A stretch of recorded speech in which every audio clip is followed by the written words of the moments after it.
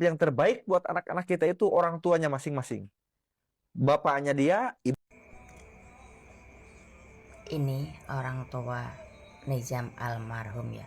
Habis ini saya putarkan video di saat dia sudah lelah untuk mengurus anak ya, selesai SMP disuruh nikah. Saya tahu itu konsep candaannya, tapi itu dia candaannya yang jujur gitu, harapan dia, saya melihatnya seperti itu ya. Ini nggak hanya di kasus ini aja kok, ketika saya live gitu saya temui dia punya ini cerita beda ya. Dia punya anak perempuan nih, udah SMP ya, baru baru SMP gitu. Nantilah aku mau intinya mau menikahin anak supaya beban keluarga itu berkurang. Itu pun saya sudah temui gitu ya. Ini orang-orang yang berpikir, orang tua yang berpikir seperti ini tuh apa, yang maaf nih hidupnya masih di kampung, di desa, di pelosok gitu, masih berpikir seperti itu dengan menikahkan anak seolah-olah beban keluarga sudah berkurang, padahal tidak ya. Di situ orang secara tidak langsung orang tua menjerumuskan anak menuju permasalahan yang mungkin belum dapat ditanggung sama si anak ya. Ketika masuk unit rumah tangga tidak seenak ekspektasi kalian gitu, yang tidur ada yang nemenin, kopi ada yang buatin ya. Enggak, ketika kalian masuk ke zona rumah tangga, di situ pasti akan hadir problema-problema kehidupan yang datang menghampiri ya. Ini saya beda cerita lagi ya. Saya punya kerabat gitu di desa gitu ya, umur 23 tuh sudah janda 3 kali. Di situ saya miris itu, punya 3 anak 3 bapak, itu baru umur 23 loh ya, belum nanti ya. Hal yang seperti ini yang akan membebani ekonomi kita sendiri, ibarat kata seperti itu ya. Ya, ayolah mulai berpikir waras ya, jangan terburu-buru untuk masuk zona pernikahan gitu. Dan kalian yang sebagai orang tua jangan menjerumuskan anak ke zona pernikahan dengan dasar mengurangi beban keluarga. Ayolah, tanggung jawab kalian sebagai orang tua di mana, jangan hanya enak-enak au doang ya. Ketika sudah dikaruniai anak dengan problema-problema anak, angkat bendera putih ya, untuk dinikahkan aja supaya meringankan beban orang tua. Ayolah mulai berpikir waras ya. Terus tangga malah keluar SMP mah kawinnya alim kumah makanya kudu alim banyak jeung bapak wae gitu. Nggak sama keluar SMP kawin rumah tangga, ayah tambahin gering udah ada urusan ku anak kayak pembalik. Ya, habis ini saya putarkan rekaman video Ibu Tiri ya, yang kasus anak lagi rame tuh. Saya mempelajari ini ibu. Kalau ada yang bilang kalau ada yang komen di tempat saya monster, iya bisa dikatakan seperti itu. Ngeri loh. Dia bermain kata-katanya itu rapi ya. Saya di sini nggak mau bahas gitu ya. Saya coba nggak hanya melihat dari satu video ini aja ya. Ketika waktu diinterogasi ya, si ibu ini, ada ibu-ibu kan dulu ya yang sudah mengikuti ya, dia kan bilang kayak gini, dia itu sudah sering masuk ke puskesmas atau rumah sakit itu, terus dia main, dia labuh maksudnya jatuh ya, terjatuh. Pertanyaan saya, kenapa di video ini itu melepuh atau ada kayak merah-merah itu kulitnya itu, gara-gara penyakit apa itu ya yang nanti saya sebutkan itu ya. Di sini udah mulai ada kejanggalan gitu ya. Ya, kalau memang posisinya jatuh enggak apa ya, semelinar itulah, separah itu loh ya. Ya, kalau melepuh pun, kalau ya mungkin yang bisa menjawab, anak yang mengidap penyakit apa kanker darah apa itu, kalau menurut saya enggak segede itu ya. Ya, karena saya belum melihatnya sendiri, orang-orang yang kena kanker darah apa-apa itu sampai kayak gitu. Nah terus ketika ini kayak ada hitam-hitam cakaran bekas gitu ya. Nah ini kenapa sih ibu ini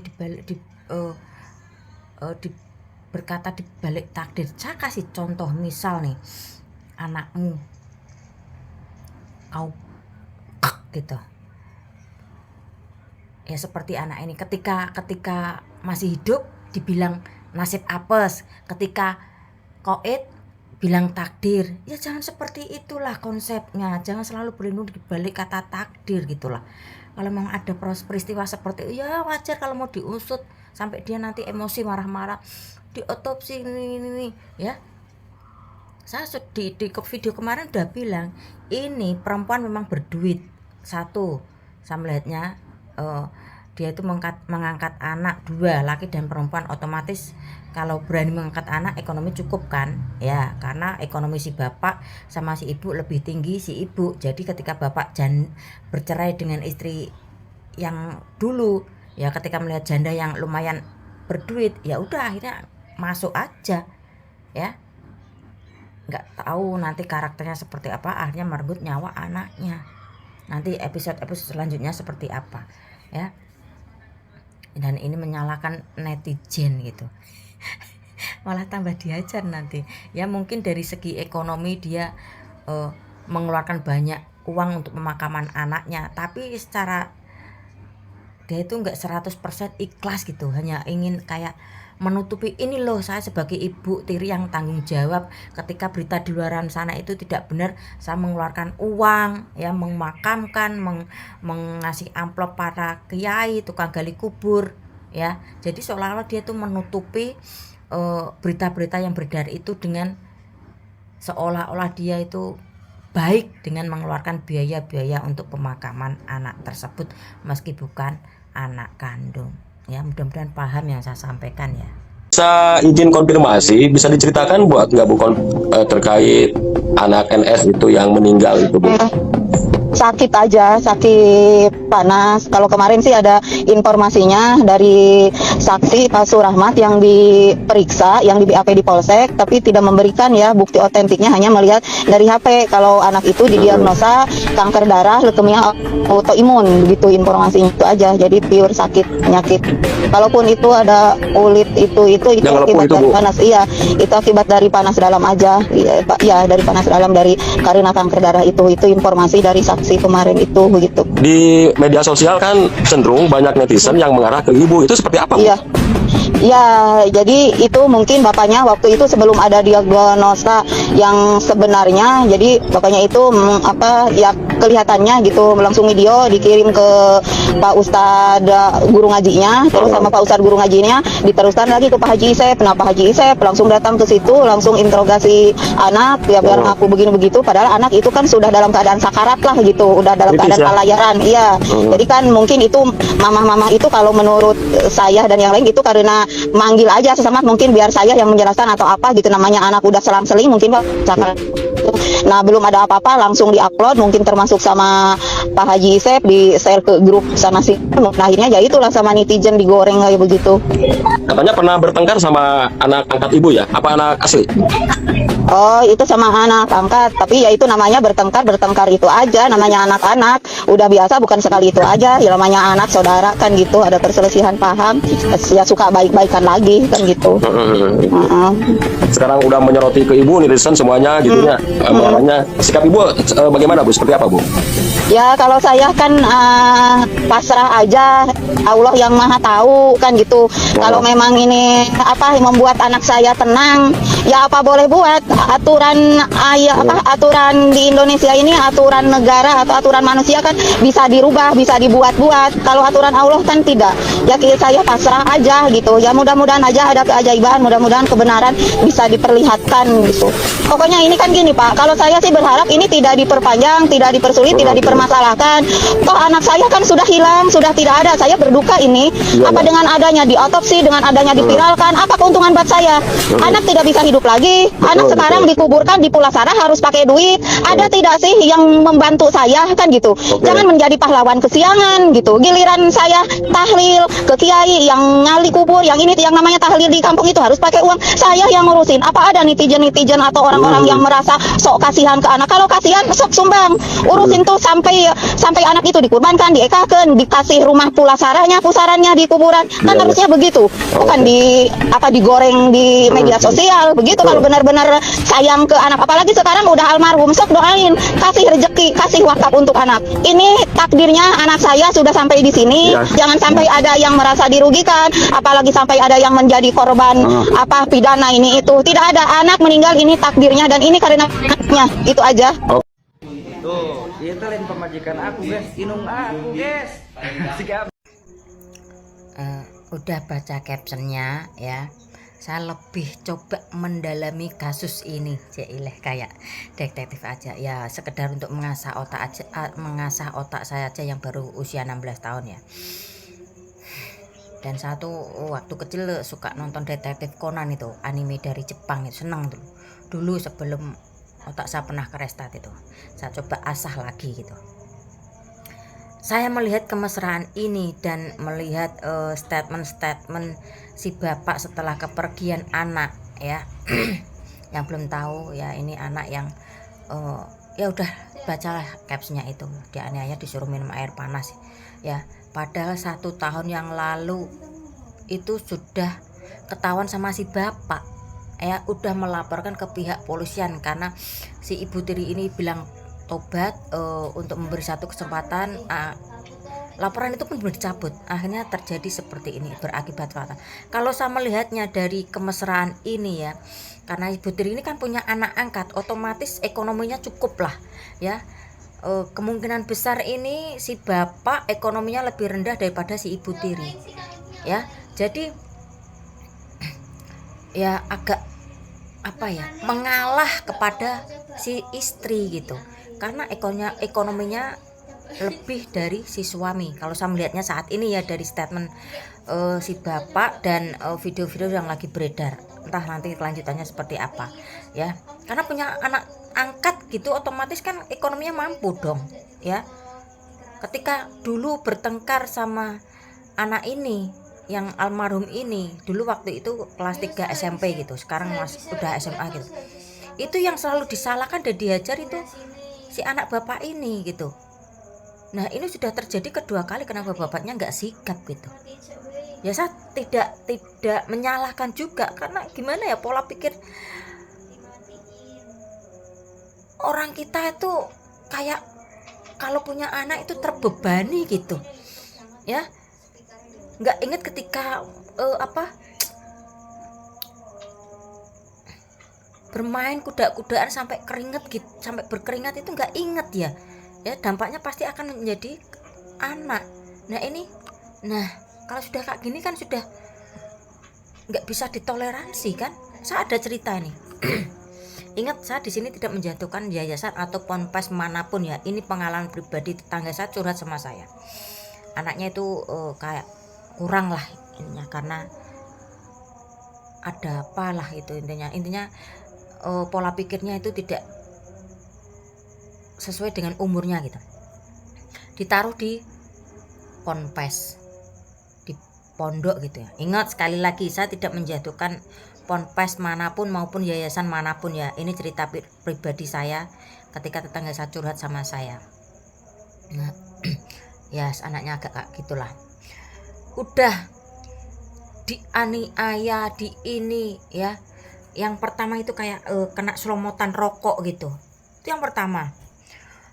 Ketika didatangi sama pihak pondok lagi, diizinkan sama si orang tuanya ya. Nah yang kedua kali itu sampai melepuh, itu kayak siraman air panas gitu ya. Saya tanya, loh yuk anakmu kok di rumah gini? Udah 2 kali.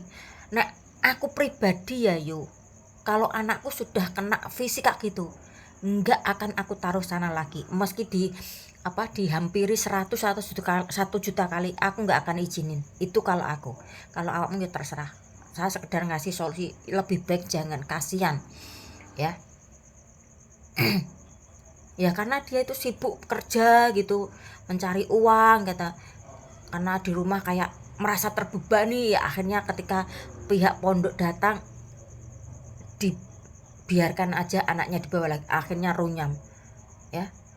Inilah tipe-tipe ya kebanyakan orang sekarang gitu, nggak muda, nggak yang tua, dikasih yang berpengalaman itu ngeyel, meskipun pernah kejadian gitu paling ya merasa be aja gitu. Sebetulnya yang memberi saran itu kak emosi gemes gitu, karena apa, yang kena dampak itu anak ya. Karena saya masih ada rasa peduli, masih rasa ada simpati. Ketika kamu curhat ke saya kasih solusi, kamu nggak pakai, yang kena dampak ya sekarang akhirnya keluar dianiaya lagi ya. Ya itulah, kalau kamu berani berbuat kenturia, otomatis ada dampak kena apa nanti jadi anak. Kalau sudah bermain kayak gitu, otomatis ya anak itu harus menjadi tanggung jawab kalian. Jangan asik enaknya kentu doang, ketika sudah jadi anak ya seolah-olah tidak mau mendidiknya ya. Alasannya di rumah banyak main HP, diatur angel gini-gini. Itu kan kembali lagi ke sikap para orang tua masing-masing ya. Ketika sikapmu seperti apa, itu suatu saat turun ke anak, itu pasti ya. Ayolah mulai berpikir waras ya. Disebut sebagai salah satu pihak yang bertanggung jawab atas gagalnya digelar Piala Dunia. Ya, ini sedikit potongan Pak Ganjar diinterogasi lah sama Najwa Shihab, intinya seperti itulah. Dulu Pak Ganjar itu menolak Israel ya, hanya di bidang olahraga saja ya.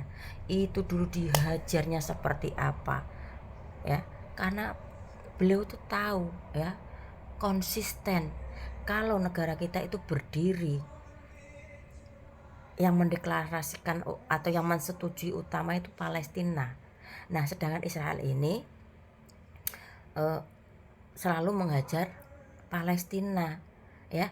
Ini hanya sedikit menyakiti di bidang olahraga saja ya. Itu dulu dihajarnya seperti apa Pak Ganjar ya. Tapi sekarang ketika presidennya Pak Prabowo ya memberi pidatonya Pak Presiden, ya kita harus menjaga negara Israel ya. Kita harus ya intinya mulai menjalin hubungan diplomat antar kedua negara ya. Itu pidato Pak Presiden, dan ini ada lampu hijau Israel mendirikan perusahaan. Nanti saya putar videonya ya. Ya kita main fair aja lah, sama-sama menyakiti, istilahnya seperti itulah ya. Pak Ganjar menyakiti di bidang olahraga itu kan cuman segelintir. Nah ini ya kemungkinan besar bisa masyarakat Indonesia ketika Israel membangun perusahaan di negara kita ya. Cari video fullnya tentang Pak Ganjar diwawancari sama Mbak Najwa Shihab ya. Karena apa? Yaitu Indonesia konsisten memperjuangkan Palestina untuk menjadi negara yang berdiri sendiri, karena di situ ada jasa Palestina atau yang menandatangani supaya Indonesia itu merdeka, yaitu Palestina dulu ya. Sejarahnya seperti itu. Pemerintah Indonesia izinkan perusahaan Israel bangun pabrik di Maluku Utara. Indonesia berencana membangun pembangkit listrik tenaga panas bumi di Telaga Ranu, Halmahera, Maluku Utara dengan kapasitas sekitar 40 megawatt. Proyek ini disebut sebagai bagian dari percepatan energi terbarukan dan transisi menuju energi bersih. Tapi yang bikin ramai, proyek ini dikelola oleh Ormat Geothermal Indonesia, perusahaan yang terafiliasi dengan Israel. Di saat kita konsisten mendukung Palestina, tapi malah mengizinkan perusahaan Israel masuk ke Indonesia. Di sisi lain, ada juga kekhawatiran soal lingkungan.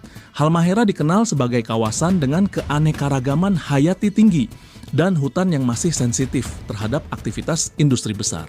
Proyek Panas Bumi memang energi terbarukan, tapi tetap membutuhkan eksplorasi dan pembangunan infrastruktur yang tidak kecil dampaknya. Kayak motor apa breng-breng itu loh, apa knalpotnya dicopot, apa kan itu sebenarnya menunjukkan ya namanya anak muda.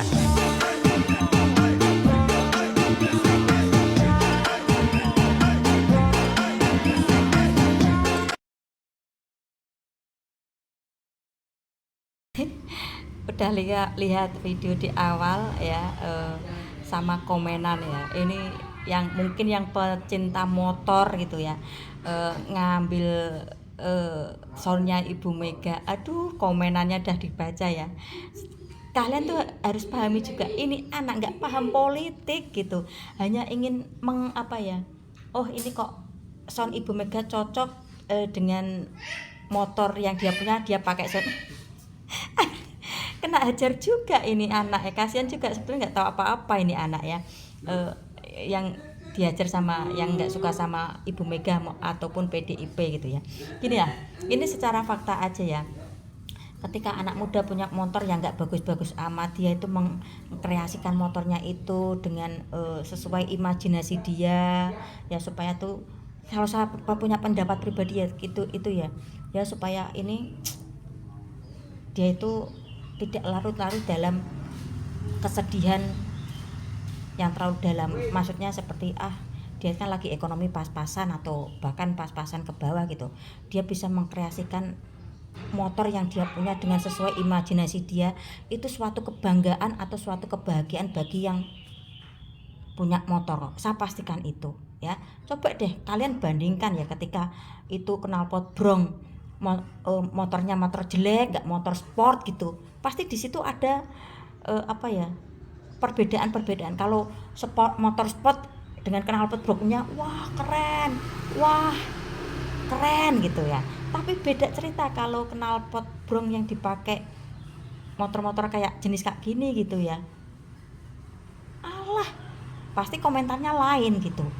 Motor udah jelek kasih knalpot brong, asapnya kemana-mana, itu pasti di realita kehidupan seperti itu, iya enggak? Bagi yang pengendara motor-motor saya sebut tadi, ya enggak? Ya kalau saya pribadi ya enggak masalah kalau itu bisa sedikit membuat kebahagiaan bagi yang punya motor, why not gitu ya. Ya asal sedikit tahu aturan aja lah ya.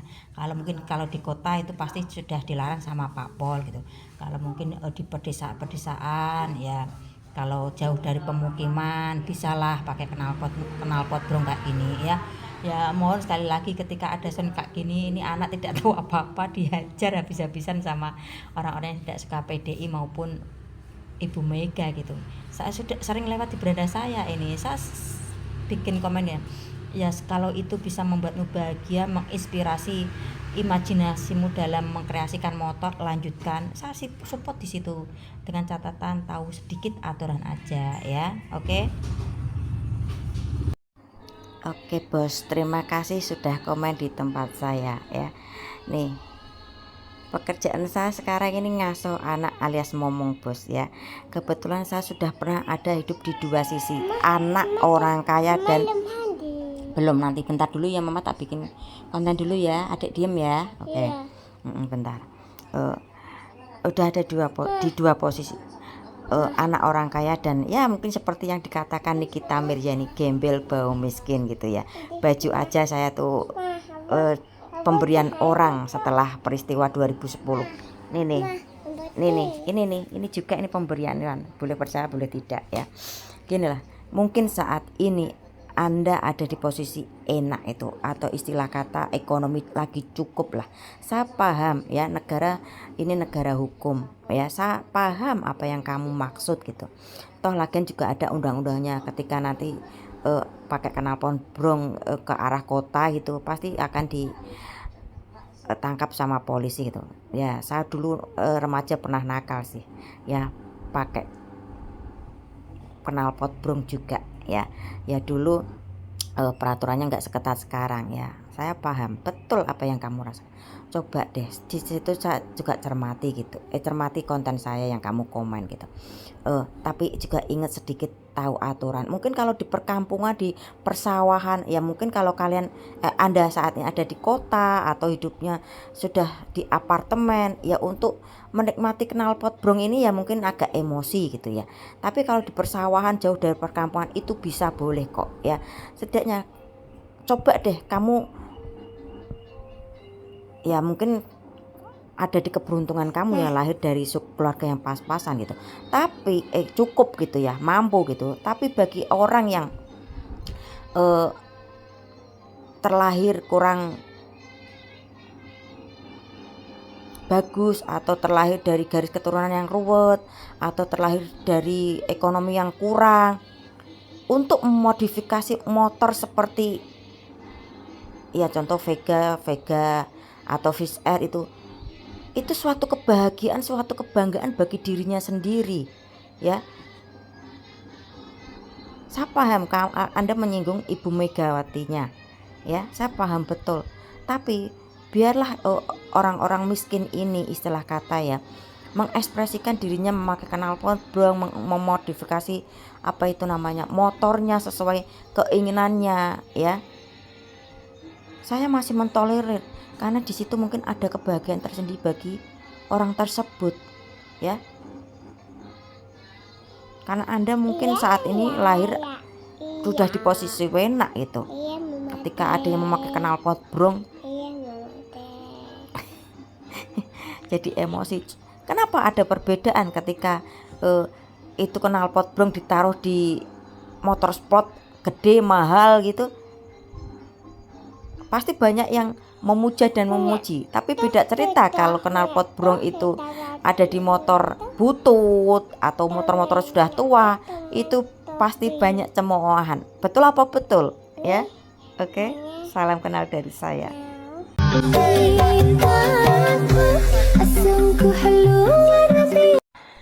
Inilah wajah ledek saya tuh hasilnya tuh.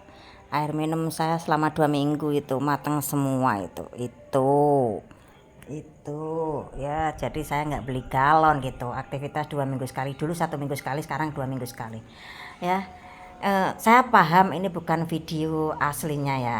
Saya mau mengkritiki si perempuan ini, tentunya ASN ya. Inilah ASN yang tolol bin pekok gitu. Kenapa saya bilang seperti itu? Dia tuh nggak paham. Dia tuh gini, saya masih mentoleransi ketika dia joget kayak gitu tapi nggak pakai seragam seperti itu. Harus bisa dibedakan gitu loh ya. Saya nggak melarang kamu mau pakai apa ya, baju minim banget gitu, entah statusmu itu PNS atau ASN atau aparatur negara itu, saya nggak melarang itu. Tapi kalau goyangannya memakai atribut instansi tersebut, entah ini guru, ASN di kelurahan, kecamatan atau apa, apakah pantas ya? Kenapa saya katakan tolol bin pekok ya seperti ini ya? Dia tuh tidak tahu bahwa dia tuh membawa seragam itu otomatis sebuah instansi ya. Ini nggak lama pasti nanti ada klarifikasi permintaan maaf. Alah gatal ya. Wis sudah terbiasa dengan orang-orang sekitar kita, orang-orang di kita kok ya. Ketika bereaksi tidak memikirkan jangka panjangnya ya. Kalau misal ini guru, terus dilihat apa itu murid-muridnya, ketika di sekolah nanti dikritik sama guru muridnya gitu. Wah bu guru, goyangannya asoy geboy, bikin burung saya berdiri. Kalau ada murid yang bilang seperti itu, apakah salah itu murid? Enggak, saya enggak menyalahkan muridnya ya, karena gurunya aja kayak gini ya. Ayolah, saya enggak melarang kalian untuk viral, enggak melarang. Saya juga tidak melarang kalian itu untuk goyang seksi. Tapi inget ya, gerak kalian tuh enggak bebas seperti ASN atau aparatur negara. Itu gerak kalian tuh enggak bebas, paham? Di situ ada instansi atau ikatan-ikatan dengan tempat kalian kerja. Harus bisa berpikir sejauh itu ya. Harap dipahami gitu ya.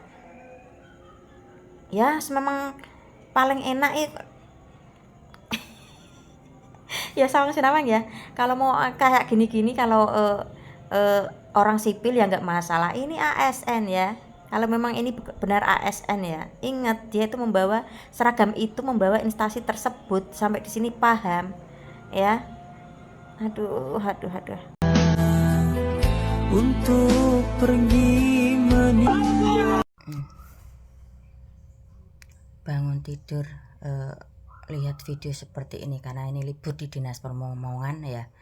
Melihat video seperti ini ya, ini penyesalan bapak yang paling dalam, bisa dikatakan seperti itu. Karena apa? Anaknya di tangan ibu tirinya. Kalau saya perhatikan ibunya itu kayak udah lelah gitu ya, mungkin capek dengan dirinya sendiri, terus mungkin anak ada perintah, mungkin ibunya perintah atau anak itu tidak gimana gitulah. Ini apa? Disuruh minum air panas ya, otaknya di mana itu ya? Lah cobalah pikir ya. Di sini saya nggak mau panjang kali lebar ya, saya cuma bisa berpesan gitu ya. Ketika kalian sudah janda atau duda, jangan asal gabrus.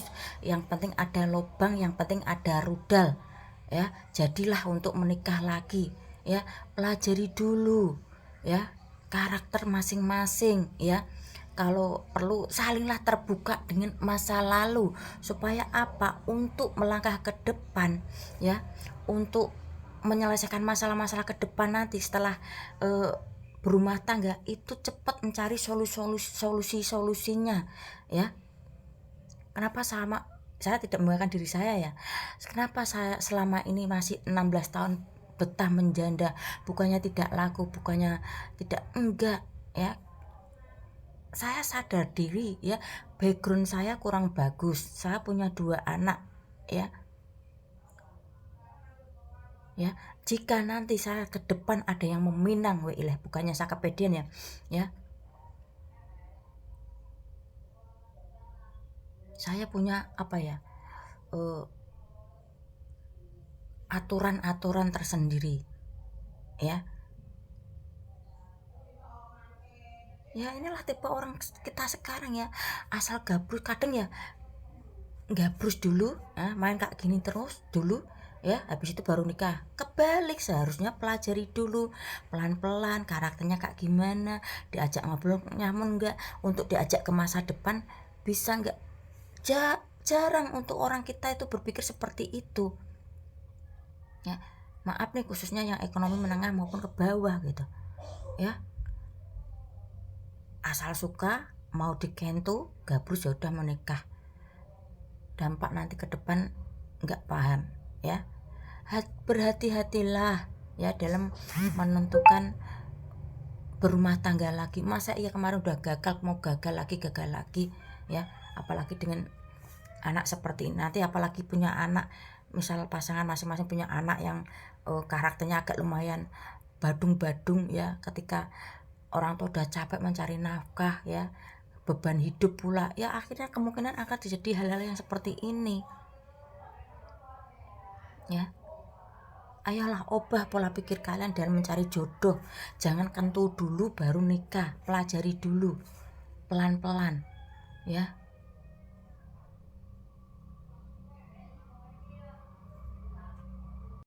Korban tahunan mulai berjatuhan ya. Kalau saya emosi ya kata-kata saya seperti inilah ya. Kenapa saya bilang korban tahunan ini? Apa ini? Puasa baru dapat 3 hari, ini sahur yang ketiga gitu ya. Udah bermunculan di beranda saya itu ledakan-ledakan mercon atau petasan yang versinya gede gitu ya, sampai sehingga merubuhkan 2 rumah gitu ya.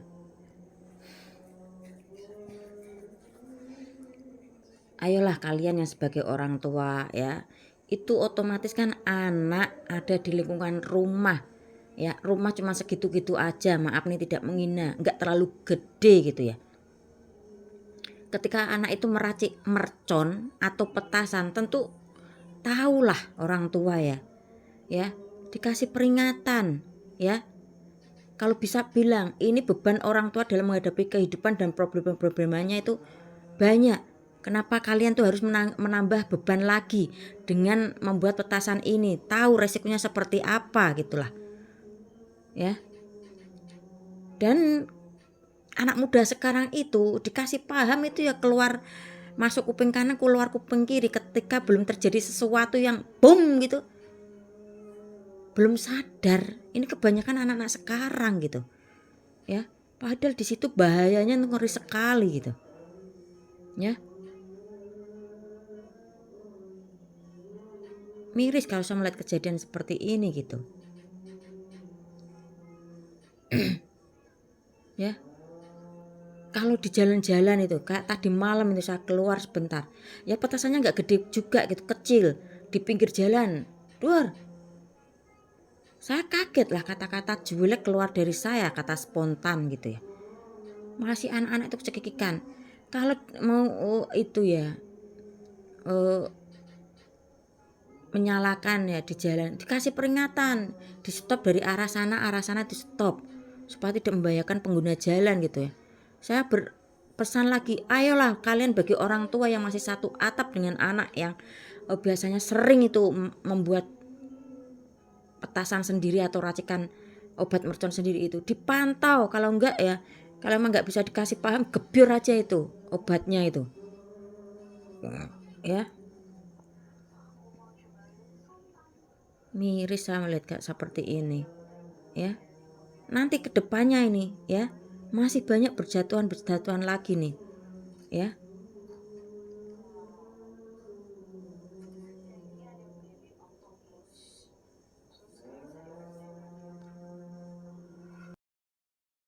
Terus bukan gaya kayu, terus gaya cicak di dinding gitu, tempel kan.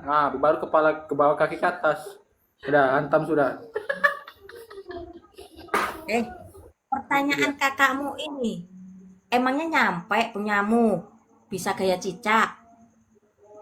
Nyampe lah, kakak tahu gagang dodos. Ya, kakak udah pernah lihat gagang dodos kak? Dodos sawit. Ya, punya abang kayak Dodos sawit pernah lihat? kakak harus cari di Google nanti kayak gitu. Dodos sawit. Dodo sawit itu apa? Batang atau yang buat metik itu? Nah itulah batangnya. Egrek. Nggak mungkin yang meti, batangnya lah.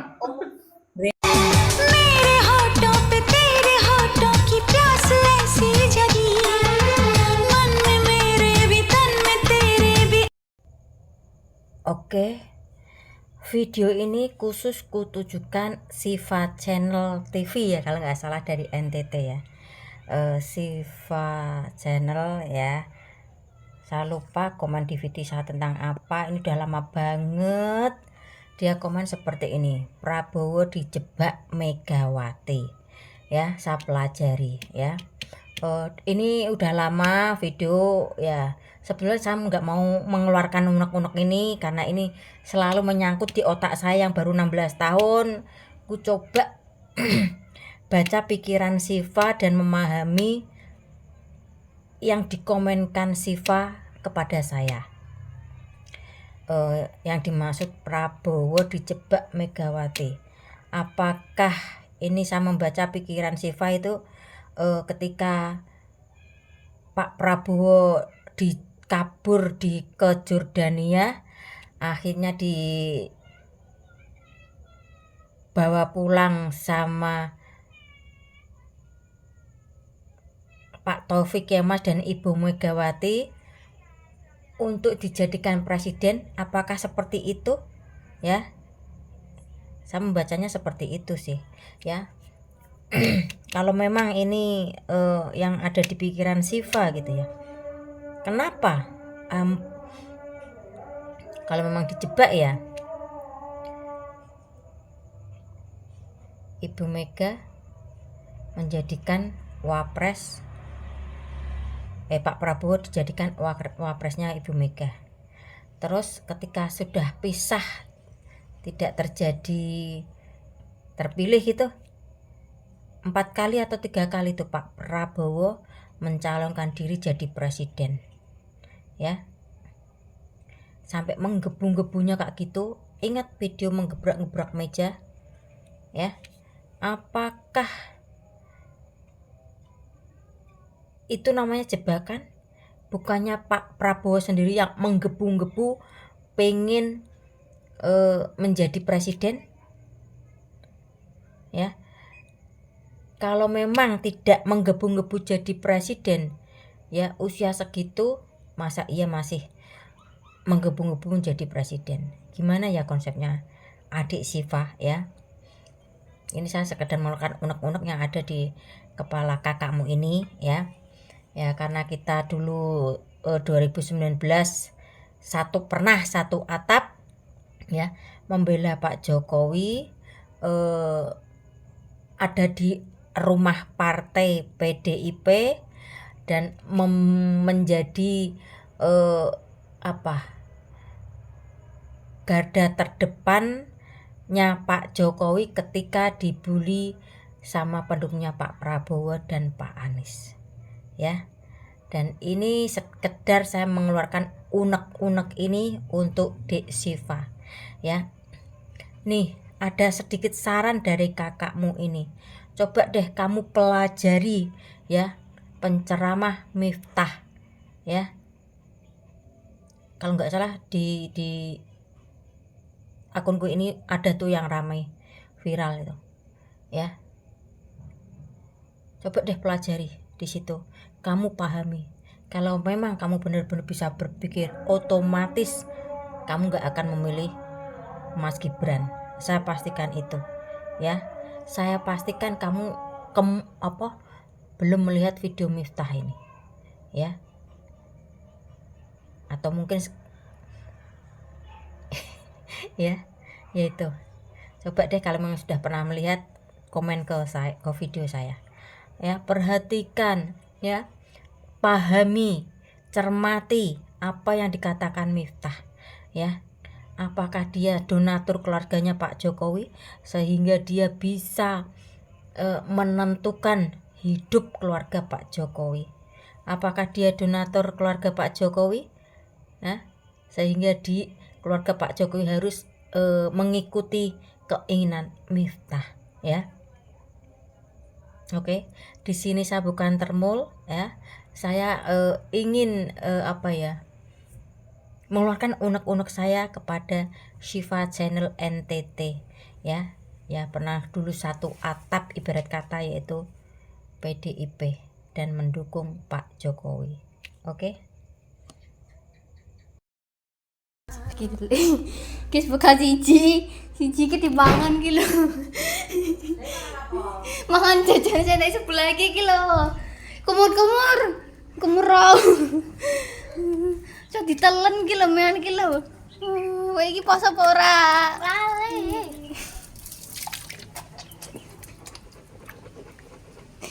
Berarti emang sempat mangan tuh weh. Loh, kan lali. Burung tak cokot kok. Kamu puasa ndak? Ayo joget lagi bersama bosnya Theo Embege. 8 tambah 2 sama dengan 11.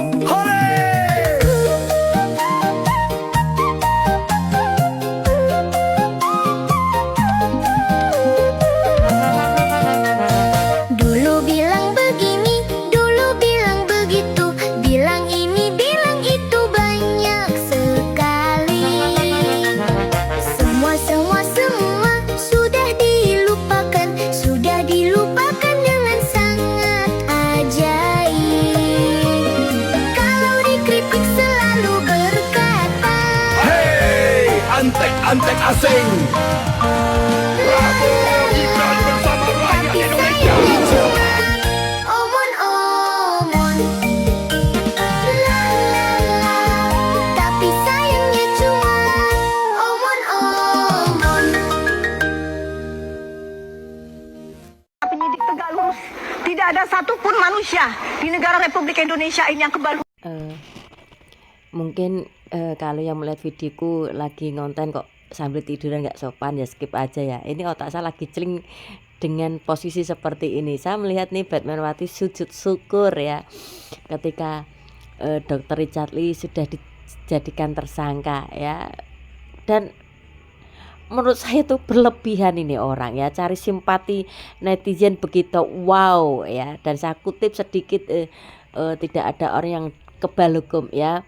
Nanti ya kalau Anda sampai menyusul DRL maupun Lemon ya, jangan teriak-teriak polisi tidak adil, polisi tidak tegak lurus, jangan seperti itu ya Batmanwati ya. Dan kamu kemarin selalu bangga dengan link orang-orang punya nama, itu istilah kata di negara kita itu, kau banggakan, kau pamerkan ya. Nanti suatu saat jika kau masuk ya, jangan teriak-teriak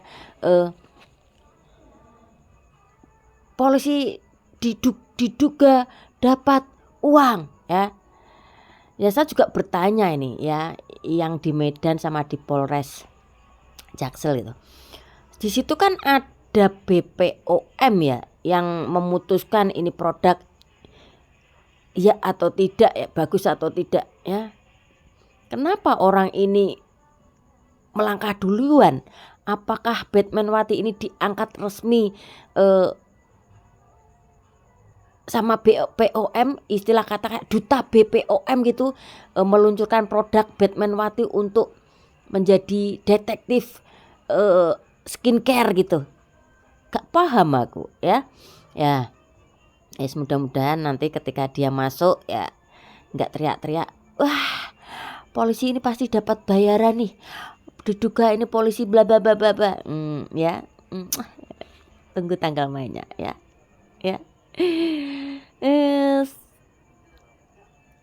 Mengedukasi tapi kok dengan cara seperti itu, halo ya. Kemungkinan besar ya nyusul Kak sama Lemon nih ya. Kalau kamu yang kurang, dia itu permainannya di kata-kata loh ya, ngeri itu. Sudah lihat komenmu, terpaksa tak gituin akun Ati Alen. Suwun ya, demi untuk kasih paham saya rela membuka akun baru untuk kasih paham saya. Terima kasih sebelumnya Ati Alen ya. Kamu tuh sebenarnya sadar nggak sih ya, kamu kasih paham saya, begitu juga saya kasih paham si Sulaimah ya. Oke, untuk mungkin Anda ngomong dari sisi agama gitu ya, dan saya ngomong dari sisi kehidupan ya, dan itu pun arahnya ke seksualitas ya, atau perkenturianan itu saya menyebutnya gitu ya. Ngomong-ngomong dosa-dosa ya gini lah, kata sampean itu cocok pakai pecis, pakai sorban ngono ya. Ya, matur suwun sudah dikasih paham. Nah, tapi gini ya, biarlah amal baik, amal buruk saya biar malaikat Rokib Atid yang menyatatnya ya. Dan sekali lagi terima kasih sudah dikasih paham ya. Setidaknya saya juga mengasih paham ke Sulaimah ya. Sekiranya saya yang sudah berpengalaman, jailah nyambung jadi kaplok saya sudah berpengalaman gitu ya. Ketika ada saudara, ibarat kata sesama perempuan gitu ya, apalagi satu provinsi Jawa Tengah gitu ya, saya berusaha untuk ya mengasih paham ya, mau diterima silakan, tidak juga tidak apa-apa ya. Kasihan nanti masuk dijek-jek ya. Sorry, mungkin ada yang melihat agak pedas ya, kadang ada orang yang seperti ini harus dikasih paham dengan cara yang pedas ya, supaya itu otak bisa kata-kata itu bisa masuk ke tembus ke otak ya, biar diolah di otak, tidak hanya berhenti di mulut doang ya.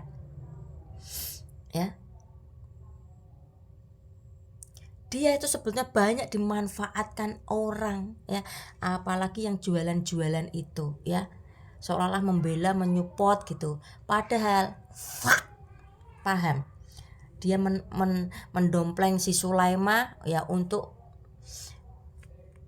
mempromosikan jualan-jualannya ya. Ini tentu yang bisa menjawab yang mendompleng dan mempromosikan jualan-jualan. Jangan munafik lah, saya pelajari semua kok, saya paham kok ya. Sebetulnya itu saya males itu video ini nongol lagi ya, udah nggak penting bagi saya ya.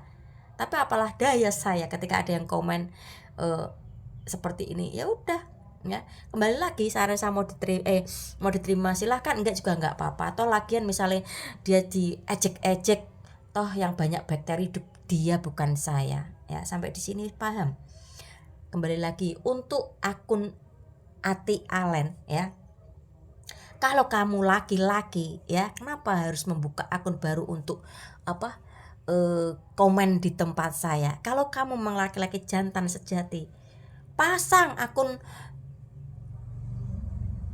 nyatamu, jangan akun kayak gini, lanang kok, model sembunyi-sembunyi ya. Kalau perempuan nih ya berani ngintip-ngintip doang ya. Nah itu, ini kalau ini emang laki-laki ya, kalau saya melihatnya kayaknya laki-laki itu ya. Kalau laki-laki, buktikan kau laki-laki, ini akunku, ini komenku ya, ini baru gini. Hanya untuk kasih paham saya, pakai buka akun baru, wah repoti gak enak. Ini loh, ini penampilanku kayak gini ya. Yang penting aku bisa menghadapi kehidupan ini dengan segala problema-problemanya, memperjuangkan kedua anakku ya, untuk mencapai ya kehidupan yang lebih bagus ke depannya ya. Memberi support orang-orang di sekitar maupun orang-orang di luar sana yang butuh support saya support. Mas gitu aja. Entah nanti ya saya nggak munafik, dosa saya mungkin banyak ya. Pakai kayak gini pun pasti sudah ada yang beranggapan dosa, nggak masalah ya, saya nggak masalah gitu ya. Jadi ya situlah ya, karena kehidupan bersosialisasi itu lebih penting bagi saya ya. Ketok ra mau talibani ya wes ya, suwun. Akun Ati Alen ya, begitu juga kamu kasih paham saya ya tentang dosa gini-gini lah. Saya juga sebaliknya kasih paham si Sulaimah ya. Peristiwa kekerasan dalam rumah tangga atau KDRT menimpa seorang ibu rumah tangga. Kalau ada peristiwa-peristiwa ini saya selalu buang napas gitu ya, prihatin, sedih iya. Gara-gara suami minta kayak gini, istri nggak nuruti, akhirnya dapat kekerasan si istri dan anaknya ya. Ini janda menikah dengan laki-laki gitu, punya anak itu ya. Gini loh ya, ini saya pastikan perempuannya masih kecil ya. Ketika saya live tuh saya menemui gitu, anak umur 16 tahun menikah dengan umur 32 ya, selisih banyak. Apalagi di daerah-daerah pedesaan atau pelosok gitu ya, yang mungkin yang penting nikah gitu daripada keluyar-keluyur, atau mungkin orang tua apa ya, intinya mengurangi beban orang tua, jadi anak dengan nikah umur masih dini tuh dinikahkan. Ada hal seperti itu, miris. Nah nanti kalau yang saya ceritakan dulu ya, kalau tipe seperti ini model pernikahannya dijamin ya pasti ada perceraian ya. Karena apa? Laki-laki sudah dewasa, si perempuan masih kecil ya. Ketika si suami itu pengen tapi si istri capek gitu dengan menolak, karena belum tahu betul apa kewajiban istri menurut agama gitu ya. Ketika suami minta kayak gitu harus dituruti gitu ya. Oke, kembali ke topik ya. Ya ini kan janda, saya melihatnya juga perempuannya tuh masih muda ya. Saya karena saya pastikan konten-konten saya tuh paling yang nonton berapa sih ya. Nggak banyak-banyak gitu biasanya, jadi nggak nyampe apa yang saya sampaikan ke orang-orang di luar sana gitu ya. Oke, kembali ke topik. ya. Ingat, bagi kalian perempuan khususnya janda ya, entah janda atau perawan yang menikah dengan laki-laki usianya lebih dari dewasa dari kalian itu ya, saya kasih paham kok buat ke perempuan, laki-laki ya, masa ejakulasinya itu jauh 80 70 tuh masih bisa ini. Tapi kalau perempuan ya usia mungkin 40 ke atas gitu, kalau yang tubuhnya kurang fit itu sudah males-malesan ya. Hal ini yang memungkinkan para laki-laki itu selingkuh atau para laki-laki itu main perempuan ya, ini karena faktor dari pasangan tidak mau diajak kayak gini ya. Sebetulnya untuk memasuki zona rumah tangga itu nggak hanya dilihat dari nikmatnya berkenturia gitu ya, paham ya. Nanti dalam menghadapi kehidupan rumah tangga itu ada problema-problema banyak ya, yang datang menghampiri kita. Nggak hanya kayak kenikmatan keindahan itu hanya di zona perkentuan, enggak ya. Gini, saya kasih solusi deh, ini buat dua sisi gitu ya. Buat laki-laki, ketika kau sudah kayak gini, sudah tak bisa ditahan, saya paham ya kondisi ketika gini sudah siap meluncur gitu, tapi si istri menolak, itu rasanya katanya itu di kepala cekut-cekut, kalau tidak di hantamkan itu tambah cekut-cekut. Apalagi permintaan tidak di respon sama istri ya, hal itu bisa terjadi dengan mencabuk nih ya, seperti yang kasus ini ya. Setidaknya ayolah, ketika laki-laki nih kenceng banget gitu ya, kalau istri nggak bisa memberi gitu, ayolah lari ke kamar mandi ya. Di situ ada aktivitas kamar mandi ya.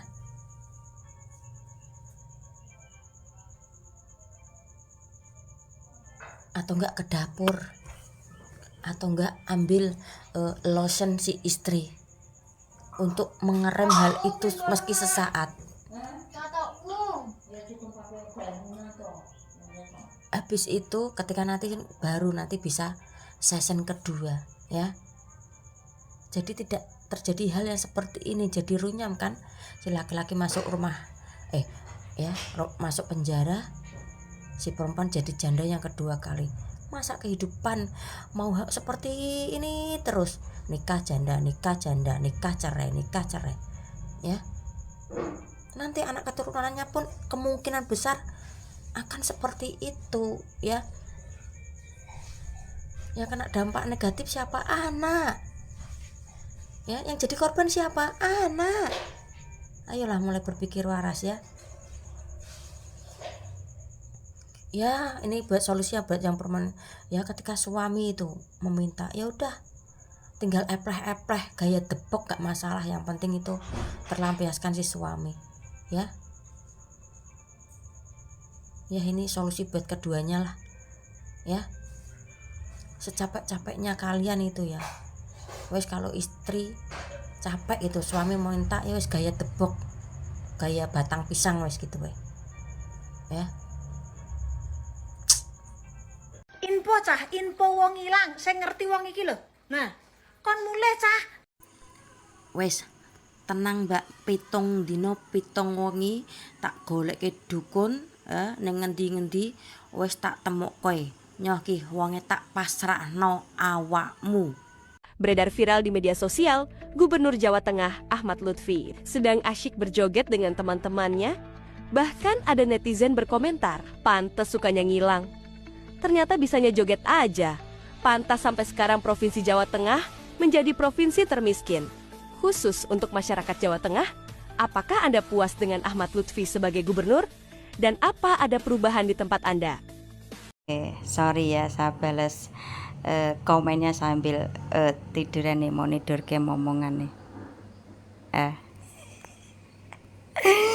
Saya hanya bisa ketawa ya. pas sesuai tebakan saya, pasti nanti ada yang komentar serasa tak percaya ya. Mungkin banyak yang menyalahkan Nia Ramadhani ketika itu orang yang komentar itu ekonominya menengah ke bawah atau alias kismin gitu ya. Itu tebakan saya itu pasti ada seperti itu, karena mereka-mereka ini belum ada di posisi ketika kaya gitu, dan hatinya selalu tersakiti berulang-ulang kali. Itu rasanya bagaimana? Emang Mbak ngomong kayak gitu pengalaman pribadi? Ya, anggap aja ini Nia Ramadhani dan Ardi Bakri belum ada apa-apanya deh. Kalian ingat dulu kasus Bambang Triatmojo, anaknya Pak Soeharto ya, dengan istrinya Halimah. Orang ketiganya itu siapa? Itu Mayang Sari. Kamu lihat sekarang apa itu? Bambang Tri ikut sama sama Mayang Sari, punya satu anak perempuan itu ya. Halimah itu juga kurang cantiknya apa, itu juga orang kaya itu, Ibu Halimah itu anaknya udah gede-gede pula ya. Mau cari apa ya orang-orang kaya itu ya. Ketika hati sudah tersakiti ya, berulang-ulang kali hati tersakiti, pasti akan pergi, tak peduli bulanan, miliaran atau jutaan ya. Ya, coba deh sekarang kalau kalian nggak percaya itu, tanya itu kepada Ibu Halimah Triatmojo, rasanya bagaimana ya. Dan sekarang faktanya apa? Bambang Triatmojo bersama Mayang Sari. Siapa itu Mayang Sari ya? Yaitu orang ketiga dalam hubungan Ibu Halimah sama Bambang Tri. Sampai di sini paham, Bos? Ya ini nggak mungkin, nggak masuk lagi perempuan ini yang komen perempuan dengan nama laki-laki nih, nggak mungkin gitu, nggak masuk akal gitu. Orang mencari kaya raya itu angel gemes mau tak gigit telingamu nek dikandani kok angel ya. Aduh. Nanti ya yang kedepannya kalau sampai rame ini boom ya, yang kena ajaran malah bukan Ardi Bakrinya, malah si Nianya. Mungkin kayak dibodoh-bodohin gitu ya, kayak digoblok-goblokin gitu. Udah punya kaya raya gitu, cuman selingkuh gini-gini, masa digugat cerai. Ya itu orang-orang yang belum pernah ada di posisi Nia Ramadhani. Yang kuat ya Nia Ramadhani ya. Mungkin kalian Anda bisa tenang karena ketiga anaknya ekonomi masih tercukupi, terbantu sama orang tua dan kakeknya gitu ya. Jadi Nia ini nanti tinggal mengurus dirinya sendiri, menata masa depannya, move on. Nggak usah panjang kali lebar. Angel sing komen ki angel. Yang mati hanya karena dia miskin. Nah, ini komentar Gubernur NTT ya. Setelah viral dan mungkin sangat-sangat memalukan bagi para pejabat di NTT khususnya, entah gubernurnya, bupatinya, lurahnya maupun anggota DPR NTT. Karena apa? Seorang anak kecil usia 10 tahun meminta buku tulis dan pensil kepada orang tuanya, dan orang tuanya berkata tidak ada uang ya. Di sini kalau saya melihatnya anak ini sudah prihatin sama keadaan keluarganya, sehingga ketika ibunya berkata seperti itu, dia akhirnya memutuskan untuk bunuh gantung diri ya, karena merasa berpikir dia menjadi beban orang tuanya ya. Anak usia segini loh, karena dalam kesehariannya sudah mengerti prihatin dengan keadaan ibunya. Jadi ketika dia meminta sesuatu ya, bagi kalian yang di luar sana sungguh-sungguh mampu ya, bagi keluarga ini serasa kayak membeli pesawat, jadi terasa kayak beban berat, akhirnya memutuskan untuk ini. Nah ya inilah bolehlah saya mengkritik sebagai rakyat biasa meski saya bukan warga NTT gitu ya.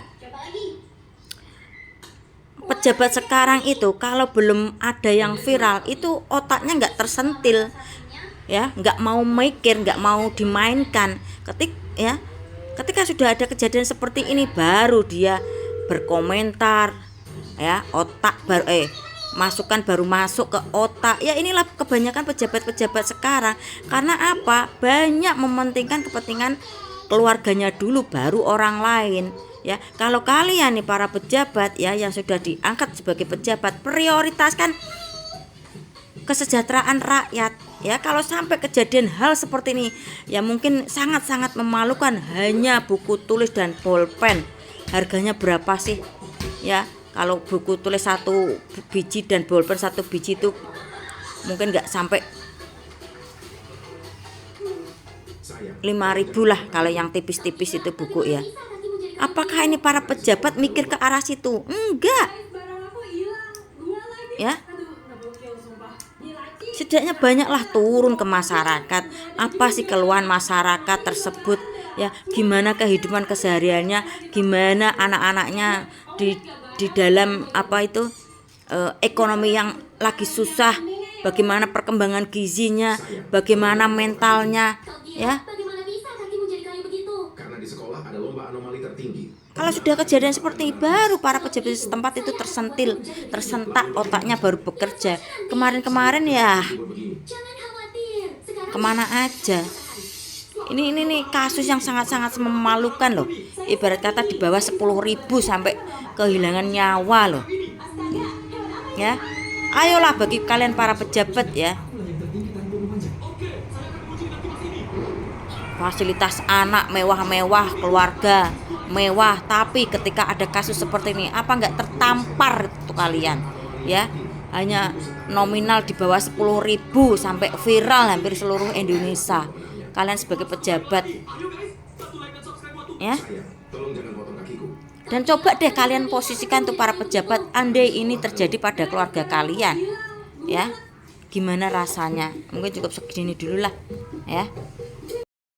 Sudah melihat videonya ya, kemarin banyak yang bertanya-tanya di mana Gubernur Jateng ketika provinsinya bertubi-tubi dapat bencana banjir, tanah longsor, banjir bandang, terus apa itu ya wes itulah, saya lupa, masih banyak ya. Lah ini saya sebagai warga Jateng gitu ya, ditanya seperti itu ya, puas atau tidak ya, mungkin saya nggak mau jawab lah ya. Saya masih berpositif thinking aja nih sebagai warga Jateng ya. Mungkin Pak Gub itu perlu happy dulu, habis itu setelah happy nanti baru memikirkan solusi-solusi untuk menangani bencana-bencana yang ada di Provinsi Jateng. Ya, ini sedikit komen saya terhadap gubernur saya ketika melihat video seperti ini. Dan banyak yang menanyakan di realita aja itu loh, Pak Gub ya. Oh, gubernur Jateng ki ning ndi toh kok gak ono ya. Ketika saya tongkrong di teras rumah gitu, banyak menanyakan seperti itu Pak Gub. Nah, ketika saya scroll kok menemukan Pak Gub lagi happy ya, saya berpikir positif seperti itu aja Pak Gub ya. Bagi warga Jateng ya, apa ya, lebih bersabar dan khususnya yang kemarin memilih Pak Ahmad Lutfi ya, tolonglah gubernurnya dibantu ya. Sekiranya ada bencana itu sigaplah sebagai orang yang kemarin menyoblos Pak Lutfi gitu, ikut bertanggung jawab lah gitu ya.